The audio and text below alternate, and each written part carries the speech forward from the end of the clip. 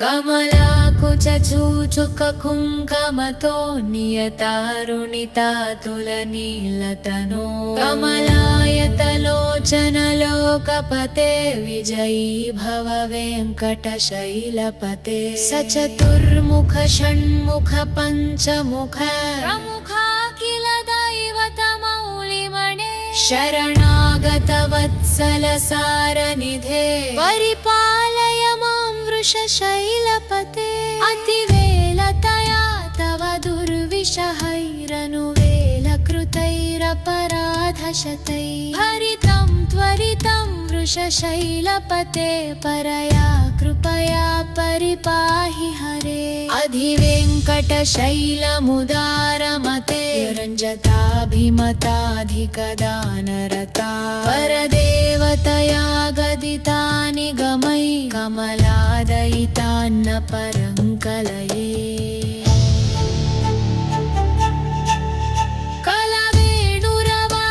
कलवेणुरवावशगोपवधू शतकोटिवृतात् स्मरकोटिसमात् प्रतिपल्लविकाभिमतात् सुखदात् वसुदेवसुतान्न परङ्कलये अभिरामगुणाकरदाशरथे जगदेकधनुर्धरधीरमते रघुनायक राम रमेश विभो वरदो भव देवदयाजलधे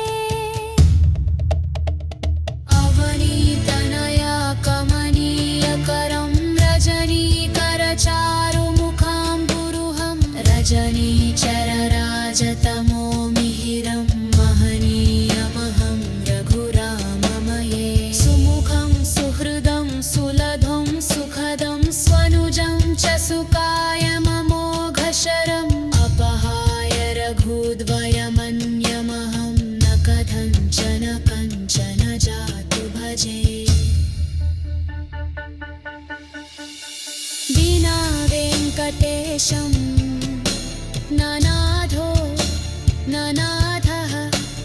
सदा वेङ्कटेशं स्मरामि स्मरामि हरे वेङ्कटेश प्रसीद प्रसीद प्रियं वेङ्कटेश प्रयच्छ प्रयच्छ अहं दुरदस्ते पदाम्भोजयुग्मप्रणामेच्छय गत्य सेवां करोमि सकृत्सेवया नित्यसेवाफलं त्वं प्रयच्छ प्रयच्छ प्रभो वेङ्कटेश अज्ञानिना मया दोषान् शेषान् विहितान् हरे क्षमस्व त्वं शेषशैलशिखामणे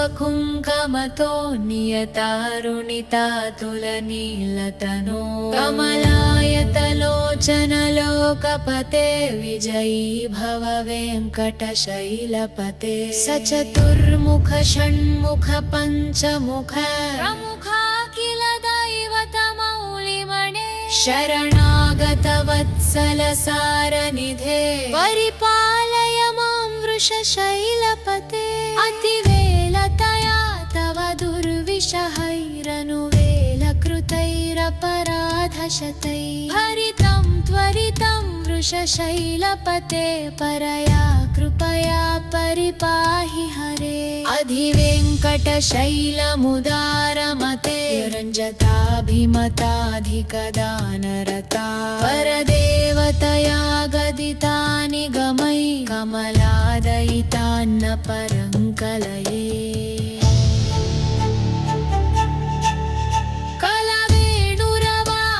कलवेणुरवावशगोपवधू शतकोटिवृतात् स्मरकोटिसमात् प्रतिपल्लविकाभिमतात् सुखदात् वसुदेवसुतान्न परङ्कलये अभिरामगुणाकरदाशरथे जगदेकधनुर्धरधीरमते रघुनायक राम रमेश विभो वरदो भव देवदयाजलधे अवनी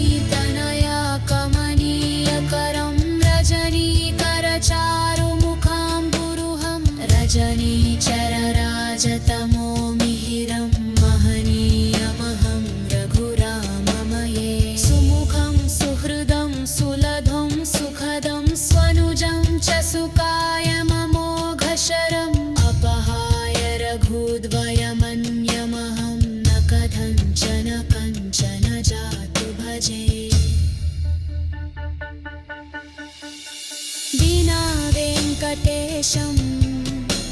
ननाथो ननाथः सदा वेङ्कटेशं स्मरामि स्मरामि हरे वेङ्कटेश प्रसीद प्रसीद प्रियं वेङ्कटेश प्रयच्छ प्रयच्छ अहं दूरदस्ते पदाम्भोजयुग्मप्रणामेच्छयगत्य सेवां करोमि सकृत्सेवया नित्यसेवाफलं त्वं प्रयच्छ प्रयच्छ प्रभो वेङ्कटेश अज्ञानिना मया दोषान् शेषान् विहितान् हरे क्षमस्व त्वं शेषशैलशिखामणे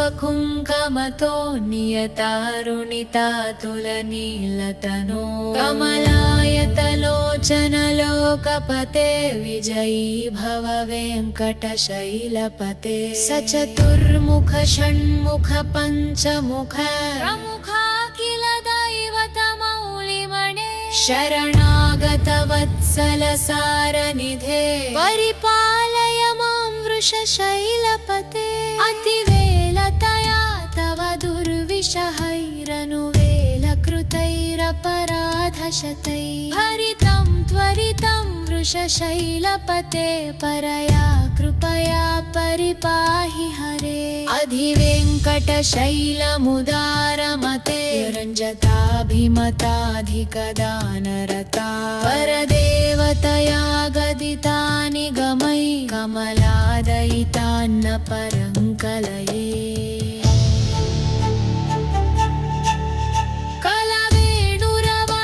कलवेणुरवावशगोपवधू शतकोटिवृतात् स्मरकोटिसमात् प्रतिपल्लविकाभिमतात् सुखदात् वसुदेवसुतान्न परङ्कलये अभिरामगुणाकरदाशरथे जगदेकधनुर्धरधीरमते रघुनायक राम रमेश विभो वरदो भवदेवदया जलधे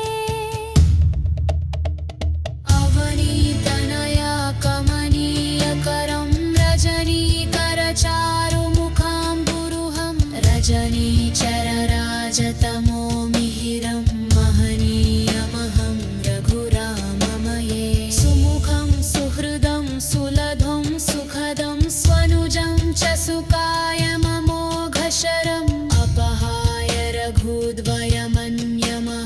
न कथञ्चन कञ्चन जातु भजे विना वेङ्कटेशं ननाथो ननाथः सदा वेङ्कटेशं स्मरामि स्मरामि हरे वेङ्कटेश प्रसीद प्रसीद प्रियं वेङ्कटेश प्रयच्छ प्रयच्छ अहं दूरदस्ते पदाम्भोजयुग्मप्रणामेच्छयगत्य सेवां करोमि सकृत्सेवया नित्यसेवाफलं त्वं प्रयच्छ प्रयच्छ प्रभो वेङ्कटेश अज्ञानिना मया दोषान् शेषान् विहितान् हरे क्षमस्व त्वं शेषशैलशिखामणे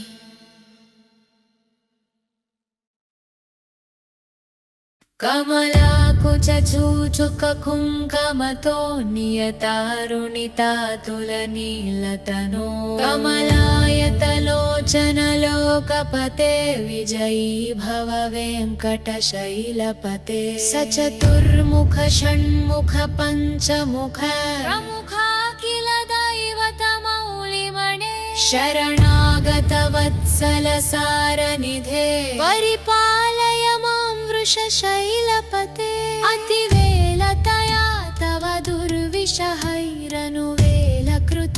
शैलपराधशतैः हरितं त्वरितं वृषशैलपते परया कृपया परिपाहि हरे अधिवेङ्कटशैलमुदारमते रञ्जताभिमताधिकदानरता परदेवतया गदितानि गमै कमलादयितान्न परङ्कलये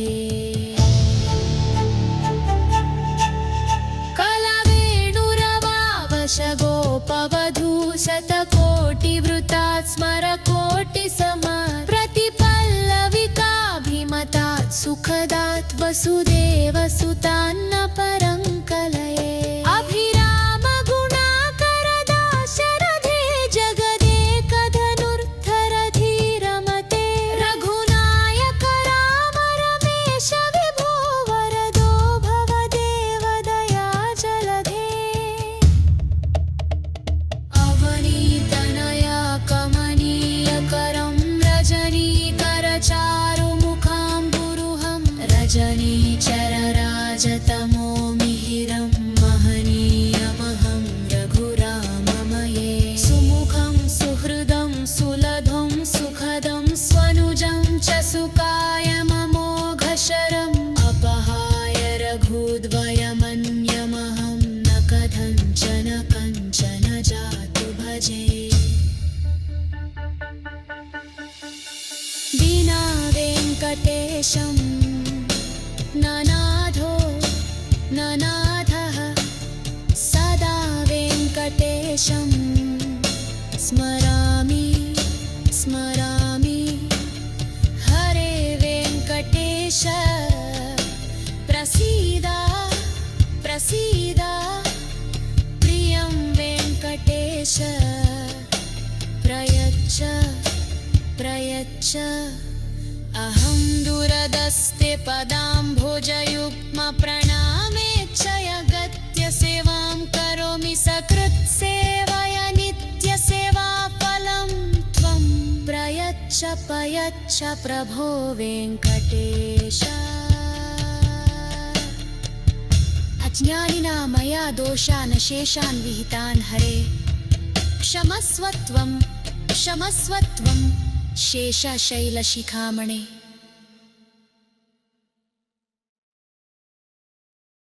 कमलाकुचूचुककुङ्कमतो नियतारुणितातुलनीलतनो कमलायतलोचनलोकपते विजयी भव वेङ्कटशैलपते सचतुर्मुख षण्मुख पञ्चमुख प्रमुखाखिल दैवतमौलिमणे शरणागतवत्सलसारनिधे परिपालय मां वृषशैलपते अतिवेलतया तव दुर्विषहैरनुवेलकृतैरपराधशतैः हरितं त्वरितं वृषशैलपते परया कृपया परिपाहि हरे अधिवेङ्कटशैलमुदारमते रञ्जताभिमताधिकदानरता परदेवतया गदितानि गमै कमलादयितान्न परङ्कलये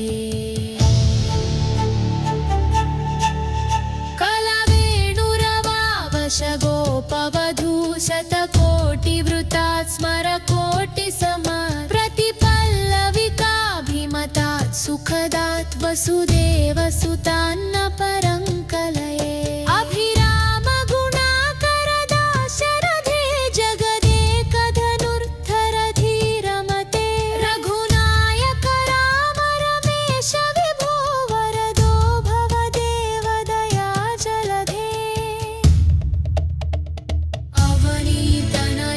कमनीयकरं रजनीकरचारुमुखाम्बुरुहं रजनीचरराजतमो मिहिरं महनीयमहं रघुराममये सुमुखं सुहृदं सुलभं सुखदं स्वनुजं च सुकायममोघशरम् अपहाय रघुद्वयमन्यमहं न कथञ्चन कञ्चन जातु भजे विना वेङ्कटेशं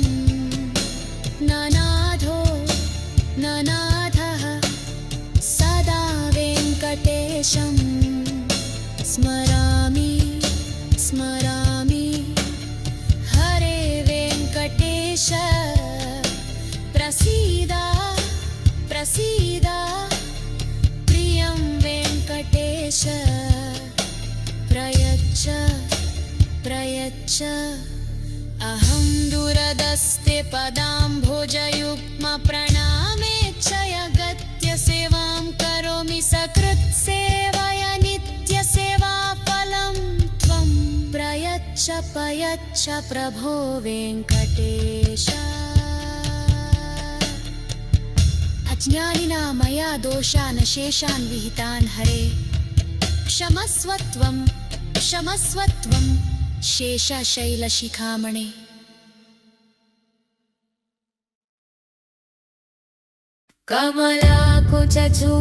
कमलाकुचूचुककुङ्कमतो नियतारुणितातुलनीलतनो कमलायतलोचनलोकपते विजयी भव वेङ्कटशैलपते सचतुर्मुख षण्मुख पञ्चमुख प्रमुखाखिल दैवतमौलिमणे शरणागतवत्सलसारनिधे परिपालय मां वृषशैलपते अतिवेलतया तव दुर्विषहैरनुवेलकृतैरपराधशतैः हरितं त्वरितं वृषशैलपते परया कृपया परिपाहि हरे अधिवेङ्कटशैलमुदारमते रञ्जताभिमताधिकदानरता परदेवतया गदितानि गमै कमलादयितान्न परङ्कलये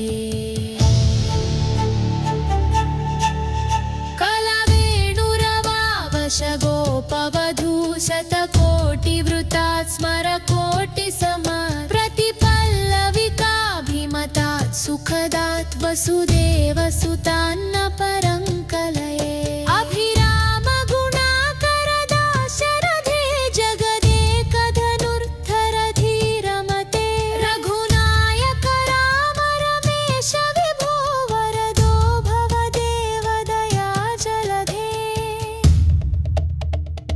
अवनीतनया कमनीयकरं रजनीकरचारुमुखाम्बुरुहं रजनीचरराजतमो मिहिरं महनीयमहं रघुराममये सुमुखं सुहृदं सुलभं सुखदं स्वनुजं च सुकायममोघशरम् अपहाय रघुद्वयमन्यमहं न कथञ्चन कञ्चन जातु भजे विना वेङ्कटेशं ननाथो ननाथः सदा वेङ्कटेशं स्मरामि स्मरामि हरे वेङ्कटेश प्रसीद प्रसीद प्रियं वेङ्कटेश प्रयच्छ प्रयच्छ अहं दूरदस्ते पदाम्भोजयुग्मप्रणामेच्छयगत्य सेवां करोमि सकृत्सेवया नित्यसेवाफलं त्वं प्रयच्छ प्रयच्छ प्रभो वेङ्कटेश अज्ञानिना मया दोषान् शेषान् विहितान् हरे क्षमस्व त्वं शेषशैलशिखामणे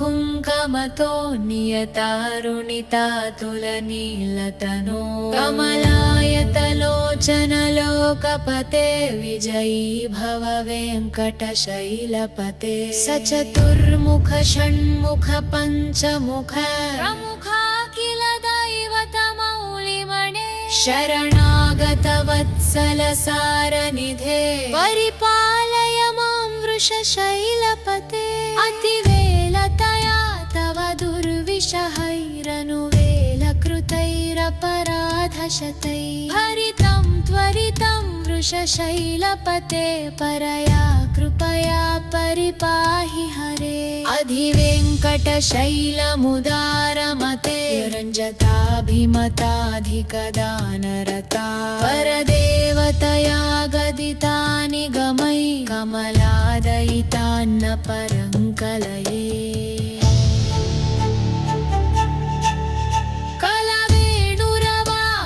गोपवधू शतकोटिवृतात् स्मरकोटिसमात् प्रतिपल्लविकाभिमतात् सुखदात् वसुदेवसुतान्न परङ्कलये अभिरामगुणाकरदाशरथे जगदेकधनुर्धरधीरमते रघुनायक राम रमेश विभो वरदो भवदेवदया जलधे अवनीतनया कमनीयकरं रजनीकरचारुमुखाम्बुरुहं रजनीचरराजतमो मिहिरं महनीयमहं रघुराममये सुमुखं सुहृदं सुलभं सुखदं स्वनुजं च सुकायममोघशरम् अपहाय रघुद्वयमन्यमहं न कथञ्चन कञ्चन जातु भजे विना वेङ्कटेशं ननाथो ननाथः सदा वेङ्कटेशं स्मरामि स्मरामि हरे वेङ्कटेश प्रसीद प्रसीद प्रियं वेङ्कटेश प्रयच्छ प्रयच्छ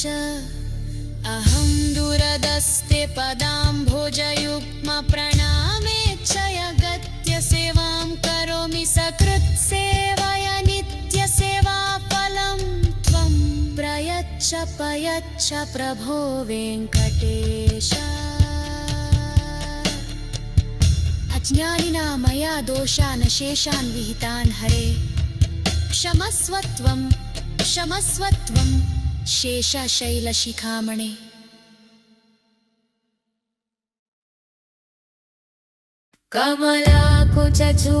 कमलाकुचूचुककुङ्कमतो नियतारुणितातुलनीलतनो कमलायतलोचनलोकपते विजयी भव वेङ्कटशैलपते सचतुर्मुख षण्मुख पञ्चमुख प्रमुखाखिल दैवतमौलिमणे शरणागतवत्सलसारनिधे परिपालय मां वृषशैलपते अतिवेलतया तव दुर्विषहैरनुवेलकृतैरपराधशतैः हरितं त्वरितं वृषशैलपते परया कृपया परिपाहि हरे अधिवेङ्कटशैलमुदारमते रञ्जताभिमताधिकदानरता परदेवतया गदितानि गमै कमलादयितान्न परङ्कलये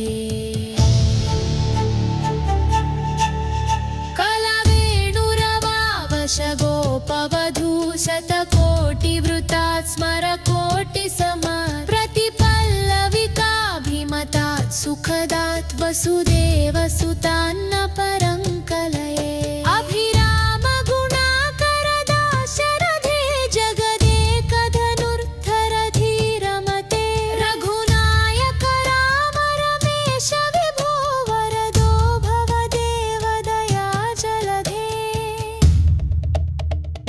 अवनीतनया कमनीयकरं रजनीकरचारुमुखाम्बुरुहं रजनीचरराजतमो मिहिरं महनीयमहं रघुराममये सुमुखं सुहृदं सुलभं सुखदं स्वनुजं च सुकायममोघशरम् अपहाय रघुद्वयमन्यमहं न कथञ्चन कञ्चन जातु भजे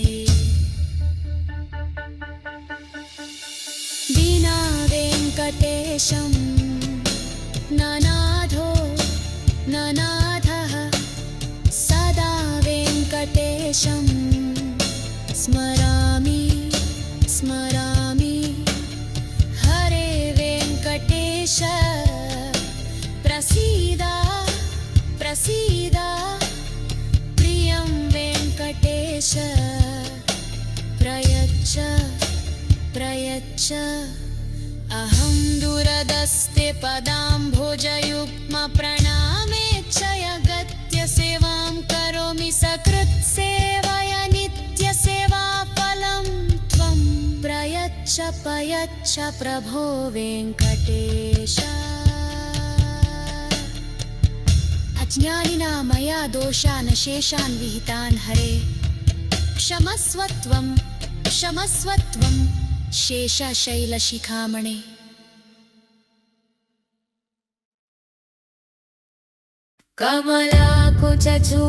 कमलाकुचूचुककुङ्कमतो नियतारुणितातुलनीलतनो कमलायतलोचनलोकपते विजयी भव वेङ्कटशैलपते सचतुर्मुख षण्मुख पञ्चमुख प्रमुखा किल दैवतमौलिमणे शरणागतवत्सलसारनिधे परिपालय मां वृषशैलपते अतिवेलतया तव दुर्विषहैरनुवेलकृतैरपराधशतैः हरितं त्वरितं वृषशैलपते परया कृपया परिपाहि हरे अधिवेङ्कटशैलमुदारमते रञ्जताभिमताधिकदानरता परदेवतया गदितानि गमै कमलादयितान्न परङ्कलये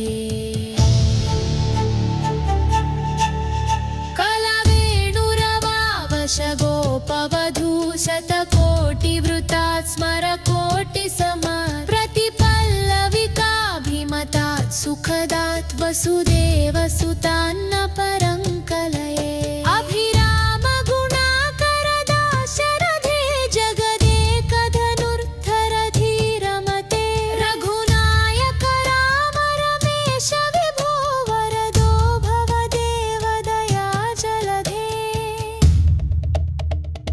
अवनीतनया कमनीयकरं रजनीकरचारुमुखाम्बुरुहं रजनीचरराजतमो मिहिरं महनीयमहं रघुराममये सुमुखं सुहृदं सुलभं सुखदं स्वनुजं च सुकायममोघशरम् अपहाय रघुद्वयमन्यमहं न कथञ्चन कञ्चन जातु भजे विना वेङ्कटेशं ननाथो ननाथः सदा वेङ्कटेशं स्मरामि स्मरामि हरे वेङ्कटेश प्रसीद प्रसीद प्रियं वेङ्कटेश प्रयच्छ प्रयच्छ अहं दूरदस्ते पदाम्भोजयुग्मप्रणामेच्छयगत्य सेवां करोमि सकृत्सेवया नित्यसेवाफलं त्वं प्रयच्छ प्रयच्छ प्रभो वेङ्कटेश अज्ञानिना मया दोषान् शेषान् विहितान् हरे क्षमस्व त्वं शेषशैलशिखामणे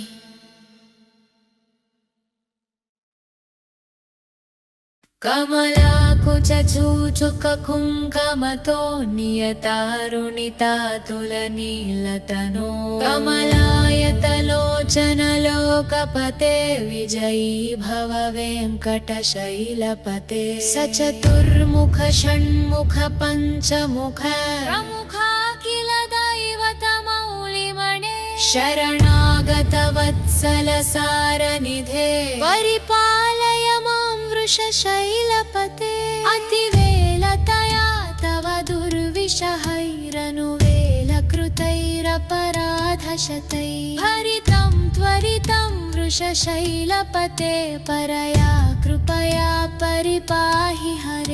अधिवेङ्कटशैलमुदारमते रञ्जताभिमताधिकदानरता परदेवतया गदितानि गमै कमलादयितान्न परङ्कलये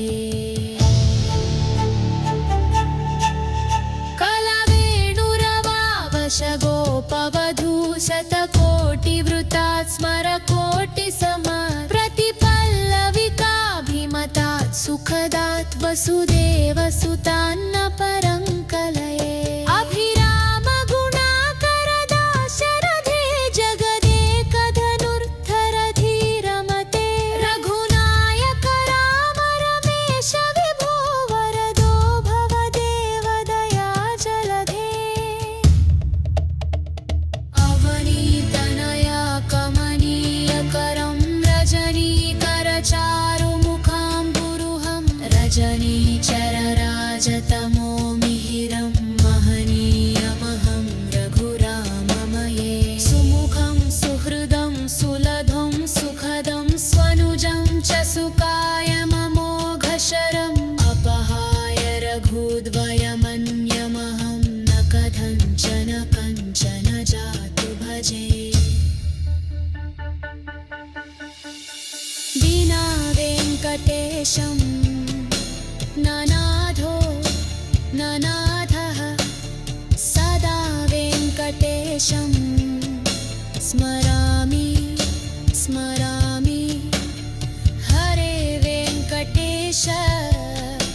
प्रसीद प्रसीद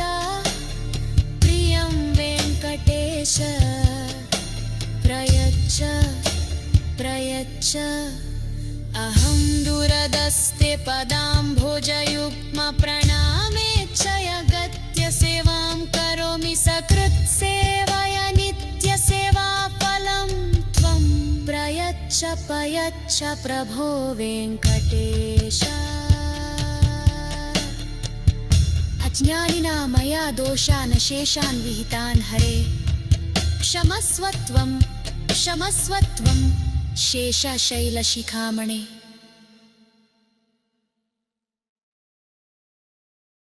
कमलाकुचूचुककुङ्कमतो नियतारुणितातुलनीलतनो कमलायतलोचनलोकपते विजयी भव वेङ्कटशैलपते सचतुर्मुख षण्मुख पञ्चमुख प्रमुखाखिल दैवतमौलिमणे शरणागतवत्सलसारनिधे परिपालय मां वृषशैलपते अतिवेलतया तव दुर्विषहैरनुवेलकृतैरपराधशतैः हरितं त्वरितं वृषशैलपते परया कृपया परिपाहि हरे अधिवेङ्कटशैलमुदारमते रञ्जताभिमताधिकदानरता परदेवतया गदितानि गमै कमलादयितान्न परङ्कलये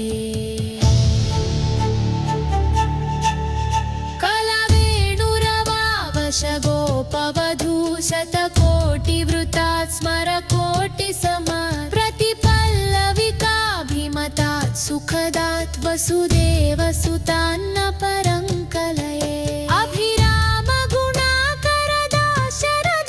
जगदेकधनुर्धरधीरमते रघुनायक राम रमेश विभो वरदो भवदेव दयाजलधे अवनीतनया कमनीयकरं रजनीकरचारुमुखाम्बुरुहं रजनीच